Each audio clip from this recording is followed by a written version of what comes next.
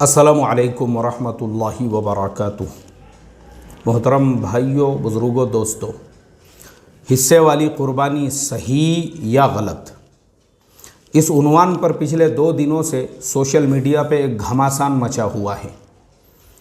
Groups के अंदर मैं देख रहा हूँ आपस में एक दूसरे की इज़्ज़तों को उछाला जा रहा है। एक ग्रुप वो है जो ये कहता है कि ये जो हिस्से वाली क़ुरबानी है ये बिल्कुल गलत है, और दूसरी तरफ वो मदारिस, वो इदारे, वो तंजीमें, वो जमातें हैं जो इस तरह की हिस्से वाली क़ुरबानियाँ ले रही है। उनका कहना यह है कि भाई हम पूरी दियानत के साथ में ये खिदमत अंजाम दे रहे हैं, आप इस तरीक़े से हमारे ऊपर बहतान नहीं लगा सकते। आज मैंने देखा बहुत सारे उर्दू अखबारात के अंदर भी ये ख़बरें आई है। अभी मेरे सामने औरंगाबाद का एक उर्दू न्यूज़पेपर ओपन है जिसके अंदर मैं देख रहा हूँ कि उन्होंने ये हेडिंग लगाई है, अवाम बिला तरद्दुद बाएतमाद अफराद और इदारों के ज़रिए अपनी क़ुरबानियाँ करवाई। चलिए आज हम इस केस को टेक्निकल एनालिसिस करते हैं कि ये इदारे, ये मदारिस, ये तंजीमें, ये जमातें जो हिस्से वाली क़ुरबानियाँ ले रही है, ये बरहक है या फिर वो तबक़ा जो इनको मोरीद इल्ज़ाम ठहरा रहा है और जिनका कहना यह है कि आपकी क़ुरबानियाँ सही नहीं हैं। तो सबसे पहले हमको ये देखना पड़ेगा कि ये हिस्से वाले क़ुरबानियों की ज़रूरत क्यों पड़ी।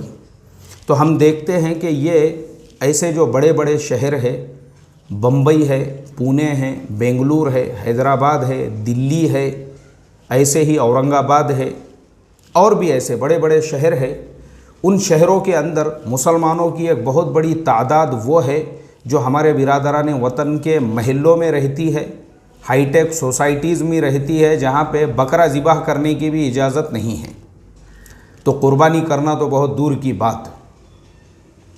ऐसे बस्तियों के अंदर एक मुसलमान के घर में 10 लोग हैं, 15 लोग हैं, अब एक आदमी की तरफ से वो लोग क़ुरबानी करके बाकी लोग मुतमईन हो रहे थे कि भाई एक आदमी ने दे दिया क़ुरबानी, बस हम लोग मुतमईन हो गए। तो वहाँ के जो मदारिस है, इदारे हैं, तंजीमें हैं, उनको ये फ़िक्र हुई कि उम्मत का इतना बड़ा तबक़ा बग़ैर क़ुरबानी के रह रहा है, तो इसलिए कोई ऐसी शक्ल ईजाद की जाए जिसमें इन लोगों की क़ुरबानी भी अदा हो। और हमारे भारत देश के अंदर, क्योंकि मुल्क हमारा बहुत बड़ा है, एक बहुत बड़ा इलाका वो भी है जहाँ पे मुसलमान जो गुर्बत की सतह है उससे भी नीचे ज़िंदगी गुजारते हैं। एक एक साल गुजर जाता है जहाँ के मुसलमानों को गोश्त किसे कहते हैं वो बेचारों को देखना नसीब नहीं होता है। तो मदारिस ने, उन इदारों ने, तंजीमों ने, जमातों ने इस चीज़ की फ़िक्र की कि क्यों ना हम एक ऐसा निज़ाम बनाए कि ये जो बड़े शहरों में रहने वाले मुसलमान हैं इनकी क़ुरबानियों के हम हिस्से जमा करें। उन बस्तियों में जिस कीमत के अंदर जानवर मिलता है उस कीमत के अंदर जानवर को वहाँ पे ज़िबाह किया जाए और वहाँ के गरीबों में ये गोश्त तकसीम कर दिया जाए। तो इससे फ़ायदा ये होगा कि मदरसों को भी फ़ायदा होगा, तंजीमों को भी, तहरीकों को भी फ़ायदा मिलेगा, और उस इलाके के लोगों की, जो वहाँ के जो गरीब लोग हैं उनका भी ताउन और मदद होगी, और मदारिस जो लोगों की क़ुरबानी थी उनका वाजिब भी जो है वो अदा हो जाएगा। यानी तीनों का इसके अंदर फ़ायदा है। इसी चीज़ को मद्देनज़र रख कर ये सिलसिला शुरू हुआ, और ये सिलसिला जब शुरू हुआ माशाअल्लाह तो बेहतरीन तरीक़े से बहुत सारे मदारिस, तंजीमें, आज उनको कई साल हो चुके हैं। अब मैं खाली आपको एक मिसाल देता हूँ, क्योंकि मैं ख़ुद भी पिछले 15 सालों से मदरसा बैतुल उलूम के हिस्से लेता हूँ। मदरसा बैतुल उलूम 15 सालों से मुझे याद है अच्छी तरह से। सबसे शुरुआत हम लोगों ने ही इसकी की थी, ये हिस्से वाले सिस्टम और हिस्से वाले निज़ाम की। तो तब से अब तक अल्हम्दुलिल्लाह बेहतरीन तरीक़े से, अब मैं आपको बताऊँ मदरसा बैतुल उलूम की हद तक तो मैं आपको ये बता सकता हूँ कि वहाँ पे जो निज़ाम होता है इसका, वो ऐसा होता है कि मुफ्ती इरफान साहब वो इसके ज़िम्मेदार है पूरे निज़ाम के। अब मुफ्ती इरफान साहब के मातहती में ये निज़ाम चल रहा है, तो वो इस निज़ाम को इस तरीक़े से तरतीब देते हैं कि हमारे पूरे मुल्क के 10 सूबों के अंदर, 10 रियासतों के अंदर वहाँ पे सेंटर बनाए जाते हैं, और वो 10 जो सूबे हैं वहाँ पे मदरसे के असातिज़ा, वहाँ के मकामी लोग नहीं बल्कि जो उस्ताद हैं हमारा, वो वहाँ पहुँचेगा और फिर वो वहाँ के मकामी लोगों को साथ में लेकर फिर वहाँ पे जानवरों की ख़रीद वगैरह ये सारे अमाल जो है वो अंजाम देगा। और उसके बाद यहाँ पे जो हिस्से जमा हो गए हैं, वो जमा हुए जो हिस्से हैं उसका बाज़ाब्ता एक सिस्टम ऐसे होता है कि जो आपको पावती दी जाती है, सेम टू सेम वही नाम हमारे पास में कंप्यूटर के अंदर फ़ौरन उसका इंदराज कराया जाता है। और वो उस्ताद जिसको जिस सेंटर में भेजा गया है, वहाँ जानवरों के तरतीब के एतबार से उनको वो लिस्ट भेजी जाती है। और अल्हम्दुलिल्लाह हर जानवर को वो जो ज़िबाह करते हैं उसका बाज़ाब्ता वीडियो बनाया जाता है एक बैनर के साथ में। वहाँ पे एक बंदा बैनर लेके खड़ा होता है और जिन 7 लोगों के नाम पे वो जानवर ज़िबाह किया गया, उन 7 लोगों के एतबार से एक एक इस तरीक़े से पूरे दियानत के साथ, पूरी अमानतदारी के साथ में आपकी क़ुरबानी का फ़रीज़ा अंजाम दिया जाता है। यहाँ तक कि अगर पूना से करीब में, सबसे करीब में जो सेंटर है पूना से, वो है कर्नाटका में, वहाँ अगर कुछ लोग जाना चाहते हैं वो बिल्कुल जा सकते हैं, अपने हाथों से भी ज़िबाह कर सकते हैं। और अल्हम्दुलिल्लाह आज से 2 साल पहले, जब कोरोना से पहले हालात साजगार थे, तो बाज़ाब्ता पूना शहर की एक टीम जिसके अंदर जनवड़ी के कुछ ज़िम्मेदार थे, उनके अलावा कुरैश बिरादरी के कुछ लोग थे, उन्होंने बाज़ाब्ता सफ़र किए वहाँ का। और सफ़र करने के बाद अपने हाथों से उन्होंने जो है सारे जानवरों को ज़िबाह किया। तो ये एक मदरसे की मैंने आपको मिसाल दिया जिसके साथ में मैं जुड़ा हुआ हूँ, लेकिन दीगर जो तंजीमें हैं, जमातें हैं, हमने उन पर भी पूरा एतमाद, भरोसा करना चाहिए कि भाई उनका निज़ाम कैसे चलता है, उसकी तहकीक करना चाहिए। जो लोग उन पे इल्ज़ाम लगाने वाले हैं, तो सबसे पहली बात तो ये है कि उनके पास में इस चीज़ का सबूत होना चाहिए। अगर सबूत है तो उन्होंने उनके ऊपर पुलिस केस करना चाहिए, एकदम साफ साफ, दूध का दूध और पानी का पानी। बिल्कुल आपकी बात सही है कि कुछ लोग अगर इस तरीक़े की, यानी इस तरीक़े के काम में मुलव्विस हैं, जो उम्मत के साथ इतना बड़ा दगा और धोखा कर रहे हैं कि उम्मत के क़ुरबानी के पैसे जमा करके अगर कम जानवर ज़िबाह करते हैं या जानवर ज़िबाह ही नहीं करते हैं, तो ऐसों के ऊपर आप पुलिस की कार्रवाई कीजिए, ऐसे लोगों को सामने लाइए। लेकिन कोई एक आदमी अगर इस तरीक़े से कर रहा है या कुछ 2 लोग इस तरीक़े से कर रहे हैं, उनको बुनियाद बनाकर आप सारे मदारिस को, सारी तंजीमों को, सारी जमातों को आप मुरीद इल्ज़ाम नहीं ठहरा सकते हैं। ये तो आप बहतान लगा रहे हैं उनके ऊपर। जब आपके पास तहकीक ही नहीं है तो ये तो बहतान है कि सराहतन आपने सरसगट सब लोगों के नाम पे एक मैसेज सोशल मीडिया पे वायरल कर दिया। बहतान है ना मेरे भाई, ये तो बहतान है। और अगर उन इदारों में कोई ऐसे अल्लाह वाले हैं जो अल्लाह तबारक व ताला की ज़ात के नज़दीक अपना एक मकाम रखते हैं, अगर उनके दिल से कोई आह निकले कि कोई उन पे इस तरीक़े का बहतान लगाए, तो आपकी तो दुनिया और आखिरत दोनों भी बर्बाद है।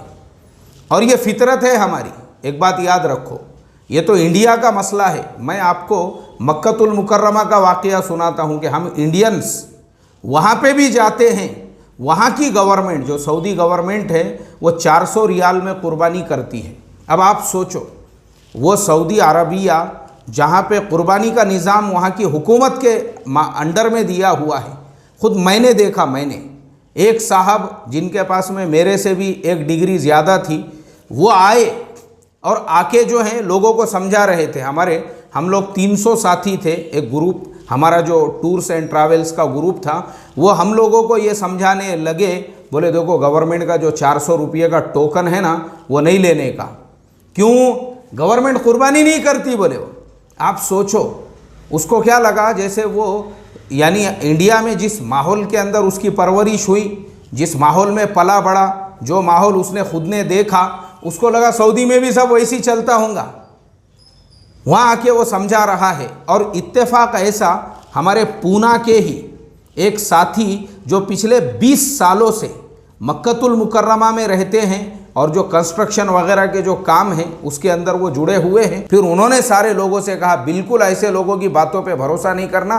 20 साल से मैं मक्कतुल मुकर्रमा में हूँ, हरम के कंस्ट्रक्शन के काम में जुड़ा हुआ हूँ। ये जो गोश्त है पूरे एहतमाम से कुर्बानी करके अफ्रीका के वो गरीब मुल्क जहाँ के मुसलमानों को सालों तक गोश्त देखना नसीब नहीं होता है, बाज़ाब्ता डब्बों में बंद करके उन मुल्कों के अंदर ये जो 40 लाख और 30 लाख हाजियों की कुर्बानियाँ होती है, उनका गोश्त वहाँ पे पहुँचाया जाता है। सारे गरीब मुल्कों के अंदर गवर्नमेंट अपने ख़र्चे से वो सब पहुँचाती है।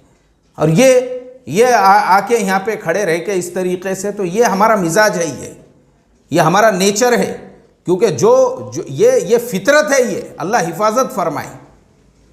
बग़ैर तहक़ीक़ के, कोई तहक़ीक़ नहीं है, कुछ नहीं है, बस हमारे दिल में शक पैदा हो गया, बस क्योंकि हम जी ही रहे हैं शक में। यही तो हमारा मिजाज, यही तो हमारा नेचर बना हुआ है।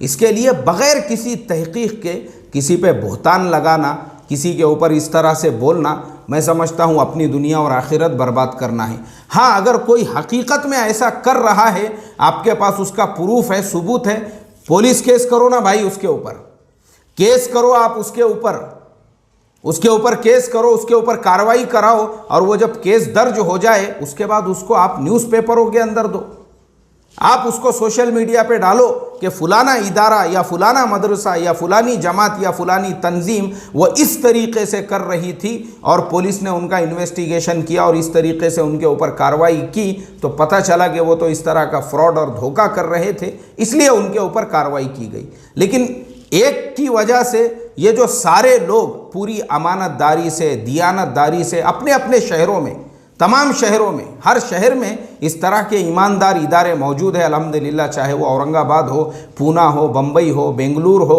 हैदराबाद हो, हर शहर में है अल्हम्दुलिल्लाह। है, ऐसा नहीं है कि दूसरे पे भरोसा करके या गांव में किसी को वकील बना के लोग काम करते हो, ऐसा नहीं है। अल्हम्दुलिल्लाह लोग पूरी ज़िम्मेदारी से ये खिदमत अंजाम दे रहे हैं। उनका एहसान है उम्मत के ऊपर कि उनकी वजह से आपकी कुर्बानी कम कीमत के अंदर अदा हो रही है, और अल्हम्दुलिल्लाह उन इलाक़ों के अंदर उस कीमत के अंदर जानवर मुहैया है, उस कीमत में जानवर अल्हम्दुलिल्लाह बआसानी बसहूलत मिल जाता है और कुर्बानी बसहूलत हो रही है अल्हम्दुलिल्लाह। तो इसके लिए मैं अल्लाह से यही दुआ करूँगा, ये शक, ये शुबा, ये आपस का हसद, ये आपस का जलन, ये आपस की भड़ास निकालने के लिए कि दूसरे कर रहे हैं तो अब मैं किस तरीक़े से उन पे कीचड़ उछालूँ, अल्लाह इस नीच और गिरी हुई फितरत से हमारी हिफाजत फरमाए। और जो लोग ये काम पूरे खुलूस से कर रहे हैं, अल्लाह उनकी भरपूर मदद और नुसरत फरमाए। अस्सलामु अलैकुम व रहमतुल्लाहि व बरकातुहू।